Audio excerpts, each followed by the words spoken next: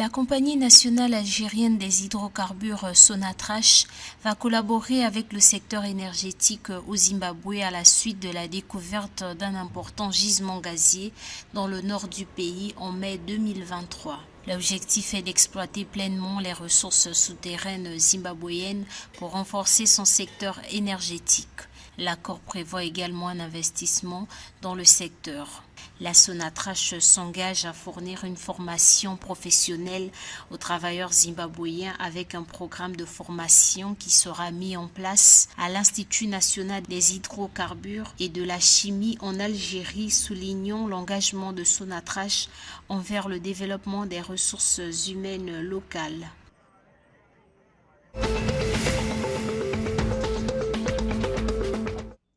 Signature d'accord entre le Mozambique et l'entreprise française EDF, Électricité de France, sur la mise en œuvre d'un projet hydroélectrique de 5 milliards de dollars. L'objectif est de procéder à la construction de la centrale hydroélectrique de Panda-Couva sur le fleuve Zambèze dans la province de Tété. Plusieurs phases du projet sont prévues, dont la première produira 1500 MW. Selon le ministère mozambiquais des Ressources minérales et de l'énergie, l'exploitation par le Mozambique de l'énorme potentiel hydroélectrique du fleuve Zambèze, l'un des plus puissants d'Afrique, atteindra ainsi un niveau supérieur. Outre la centrale hydroélectrique, le projet prévoit la construction d'une ligne de transmission de 1300 km entre la province de Tété et la capitale mozambicaine Maputo, opérationnelle d'ici 2031.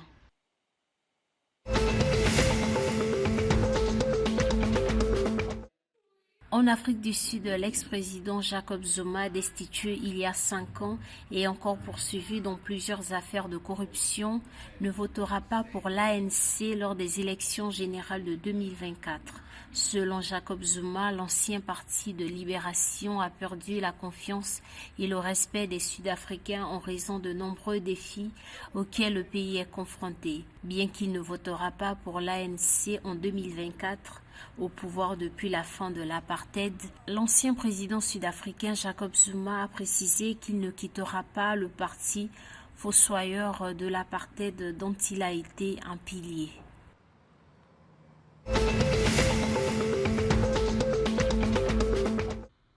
Afin d'éviter la fuite des capitaux et toute pression sur les réserves du pays, la Banque centrale de Namibie a laissé son taux directeur inchangé.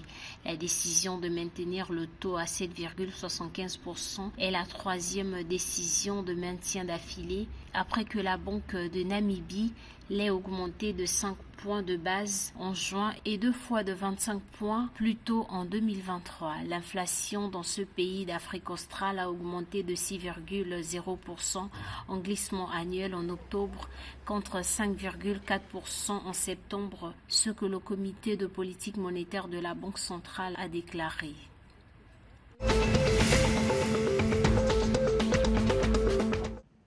Suite à la découverte de 34 nouveaux cas de choléra et un décès, le ministère zambien de la Santé a alloué 2,9 milliards de kwacha pour mettre en œuvre des interventions urgentes et faire face à l'escalade de la crise sanitaire. Le ministre Masebo a souligné l'importance de freiner la propagation de la maladie pour éviter une nouvelle augmentation des cas. Les fonds alloués devront non seulement soutenir les interventions médicales, mais également aider les soignants et les patients au sein des établissements de santé.